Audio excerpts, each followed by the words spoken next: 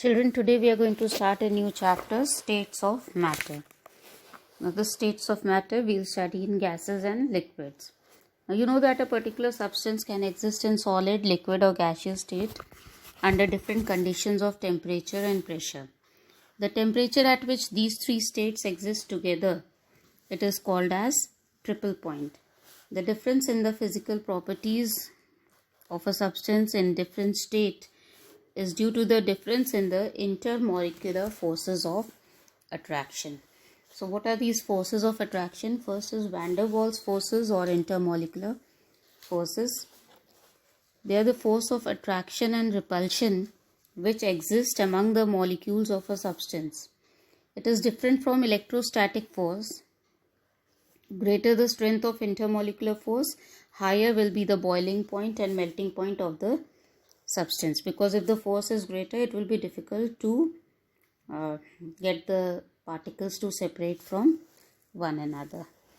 So the van der Waals forces, they include dispersion or London forces, dipole forces, dipole induced dipole forces, which are also called as DB forces, and ion induced dipole forces and ion dipole interactions. Let us study them one by one. First is dispersion or London forces. See, even the non-polar substances like Cl2, CH4, O2, they also experience intermolecular attractions because they can be condensed to liquids and then to solids when cooled to very low temperatures. In such liquids or solids, attraction between their particles must exist to hold them together. At any given moment, electron density of a particle can be unsymmetrical, with more negative charge on one side than on the other. For that particular instant, the particle is dipole, and we call it instantaneous dipole because it is for a small time. Now, this particle with instantaneous dipole causes the electron density in the neighboring atom to become a dipole. Then it is called as induced dipole because dipole interaction, dipole force of one particle has forced the other particle to generate dipole. So it is induced dipole.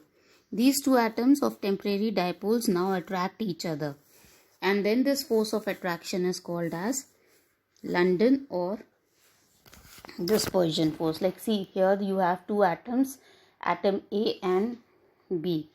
Now at a particular instant, at some point of time, a momentary dipole is created in atom A. So because of which positive charge is towards this side and negative charge here. This momentary dipole causes the positively charged particles of B to move towards this side and the negatively charged particles are repelled by it. So this also becomes a dipole having more positively charged here and negatively charged over here. So this is induced dipole in atom B. Now the strength of London forces depends on three factors. First is polarization of the electron cloud of a particle. Second, number of atoms in a molecule.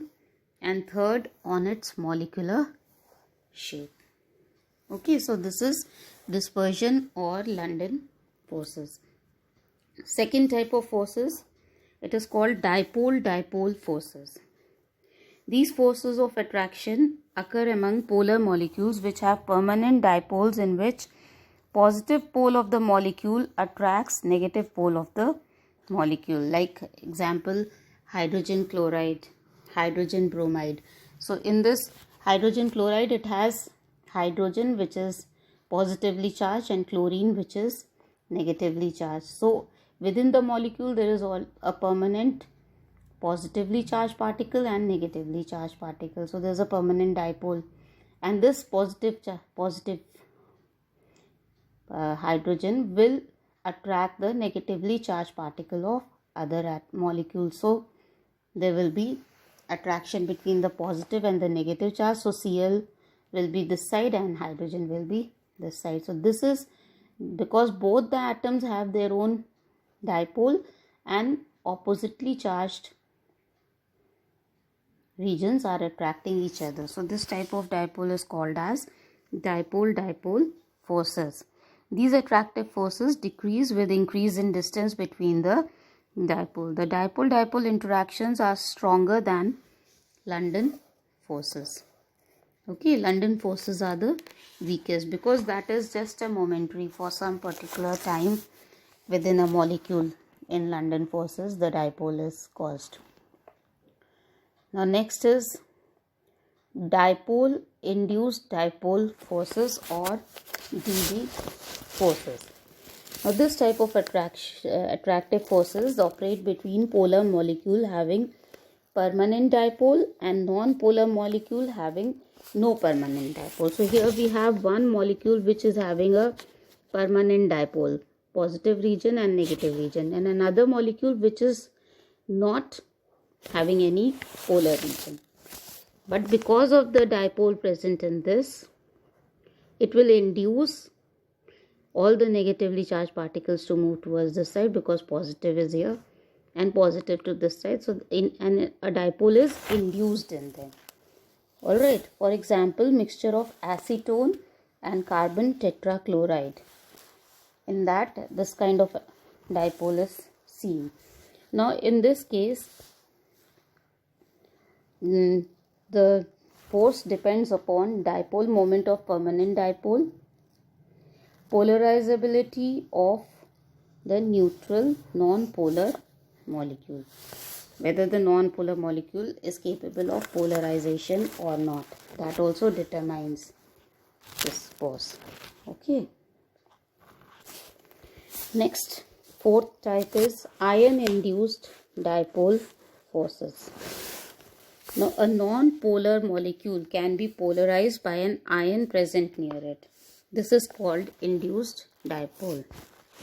Now, interaction between ion and induced dipole is called non-induced dipole interaction. Like, for example, in presence of NO3 minus, iodine molecule gets polarized. Iodine is both the iodine atoms, they are negatively charged. There is no positive charge over here. But because of the presence of NO3 minus, this iodine molecule gets polarized and we get ion-induced dipole force. The strength of such interaction depends upon the charge on the ion and the ease with which non-polar molecule gets polarized. Fifth type of force is ion dipole interactions.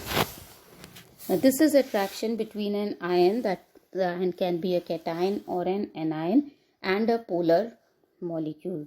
Like for example, when sodium chloride is dissolved in water, the polar water molecules are attracted towards Na+. See, this is Na+. So water molecule mein the oxygen which is negatively charged, it is attracted towards the positive charge of sodium. Okay, the strength of this interaction depends upon the charge and the size of ion and magnitude of dipole moment and the size of polar molecule. All right.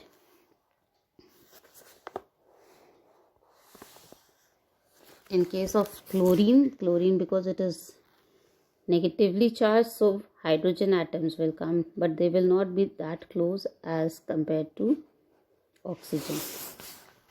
Now next is, this was about the intermolecular forces of attraction, 5 types of them. Next we come to thermal energy and intermolecular forces. Now thermal energy is the heat energy of a substance and it is responsible for molecular motions. It is directly proportional to temperature. Existence of the 3 states of matter is due to balance between thermal energy and intermolecular force.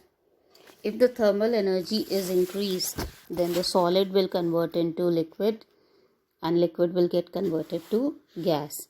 But if you increase the intermolecular forces of attraction, then gas will get converted into liquid and liquid will get converted into solid. So they move in opposite direction. Increasing thermal energy will move from solid to gas, solid, then liquid, and then gas.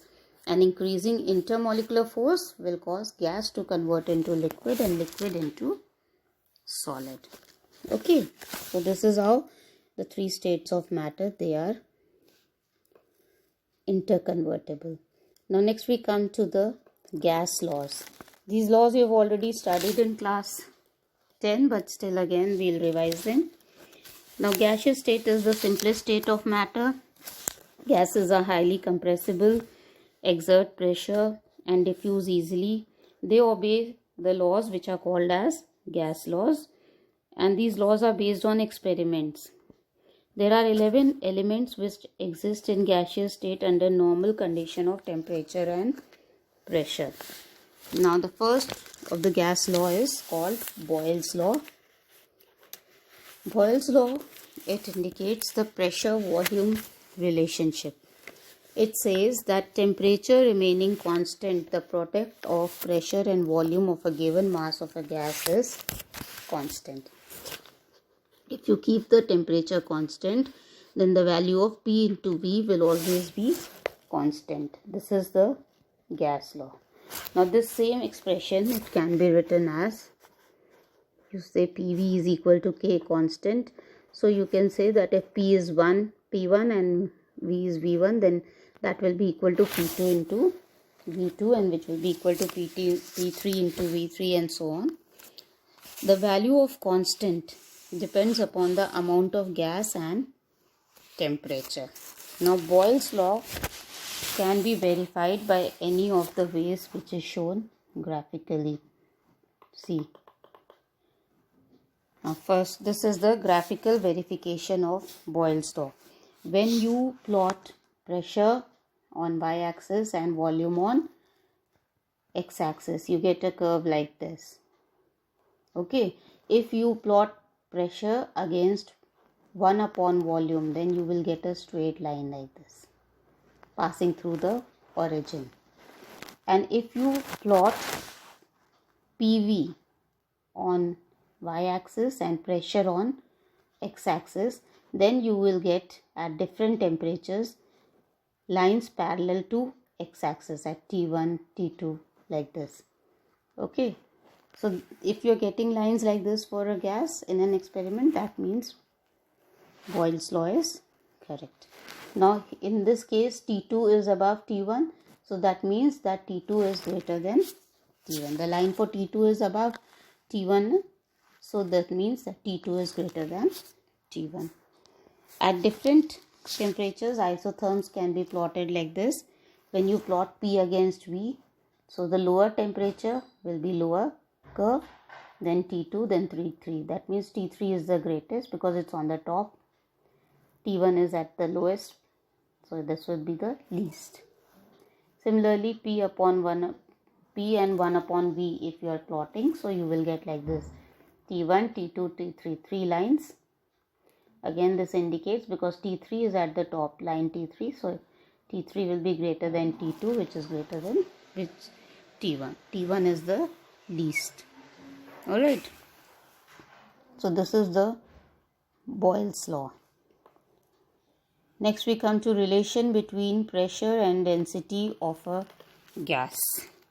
Suppose at a constant temperature for a given mass m of a gas at pressure P1 and volume V1, the density of a gas is D1. Similarly, at pressure P2 and volume V2, the density of gas is D2.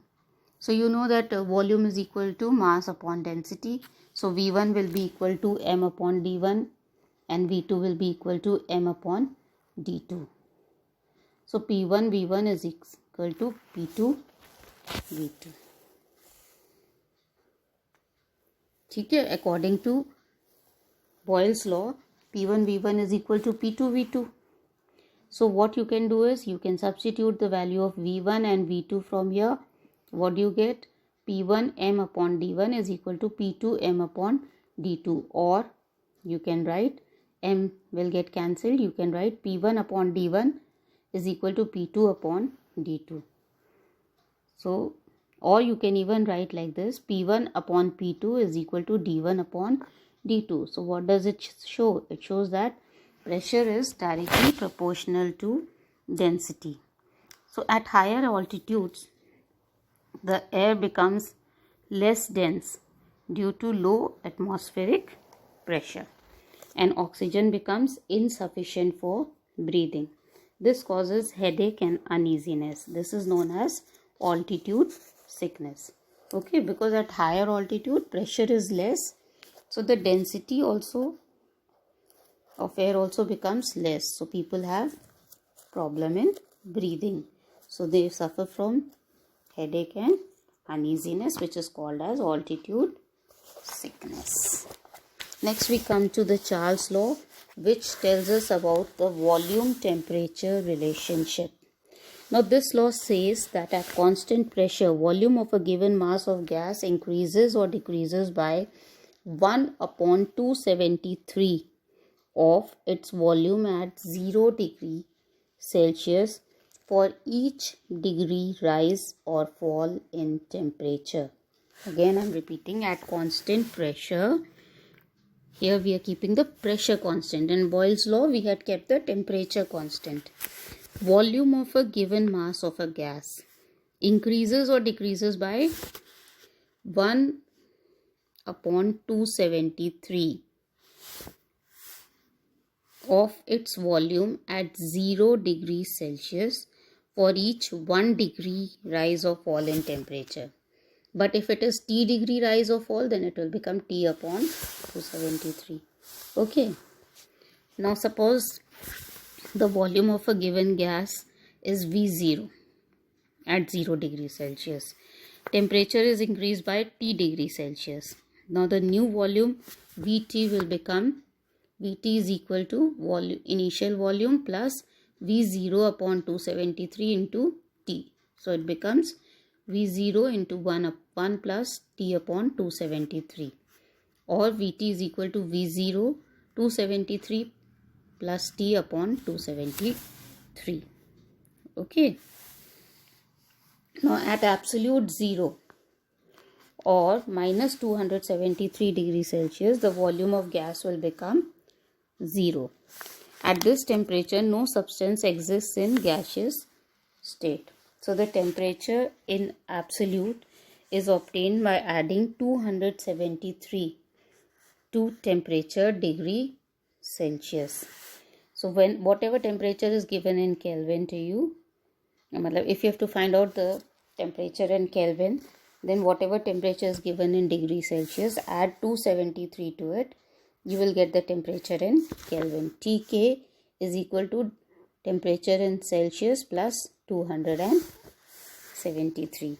So by substituting T for 273 plus T and temperature in Kelvin, that is given by capital T. So the equation will become Vt is equal to V0 into capital T upon T0. So this says that Vt upon T is equal to V0 upon T0. So again V upon T becomes constant. So the Charles law can be said that the volume of a given mass of gas at constant pressure is directly proportional to its absolute temperature. That is, V is directly proportional to, just a minute. Yes, V is directly proportional to T, provided the pressure is kept constant. So again, V1 upon T1 will be equal to V2 upon T2, which will be equal to constant. Okay. Now if you look at the graph of volume versus temperature at constant pressure, see over here, this graph will touch x-axis at minus 273. Okay, if you are plotting the temperature at x-axis and volume at y-axis. So this point is known as extrapolation. Alright. Now the curves between temperature versus volume at different pressures. If you change the, now in this we had kept the pressure constant, but if you change the pressure P1, P2, P3, P4, then the curves which you are getting, these are called as isobars. Alright, and because P1 is here and P2 or P4 is here, so this is on top, so P1 will be greater than P2, will be greater than P3, and will be greater than P4. Okay.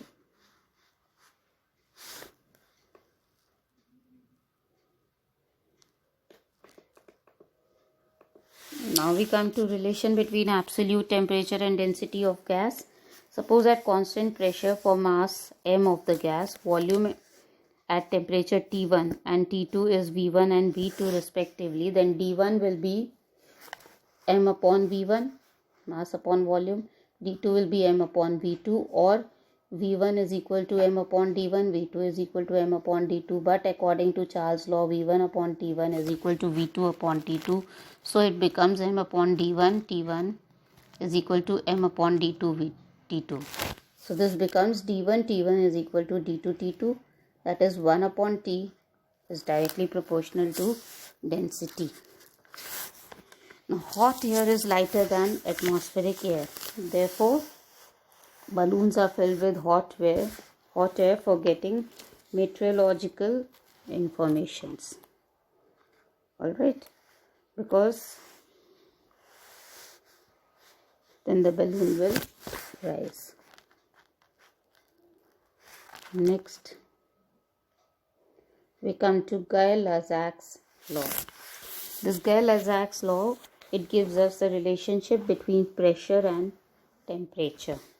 According to this law, at constant volume and for a given mass of gas, pressure is directly proportional to absolute temperature. That is, P is directly proportional to T, or P upon T is equal to constant. So that means P1 upon T1 is equal to P2 upon T2.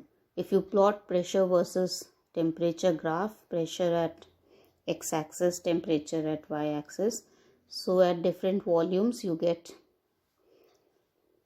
lines like these. They are called as isochore. Okay. Now because V1 is on top, so V1 is less than V2, which is less than V3. These are isochores. So this is the Gay-Lussac's law. Next we come to Avogadro's law. Avogadro's law gives us relationship between volume and amount. It states that equal volume of all gases under similar condition of temperature and pressure contain equal number of molecules. That means V is directly proportional to N at constant temperature and pressure, or V is equal to Kn. Number of molecules in 1 mole of a gas is 6.02 into 10 to power 23, which is known as Avogadro's constant. Volume occupied by 1 mole of gas is called molar volume. Molar volume of gas under different condition is summarized as: at 1 atmosphere pressure and 0 degrees Celsius, molar volume is 22.4 liters. At 1 bar pressure and 0 degrees Celsius, molar volume is 22.711 liter. At 1 bar pressure and 25 degrees Celsius, molar volume is 24.789 liter. At standard ambient temperature and pressure, that is at 1 bar pressure and 298.15 Kelvin, molar volume is 24.8 liter. So just revise these laws, and the numericals are asked on these formulas, so try them out. They are given in your book. Okay, and the remaining we'll do in the next video.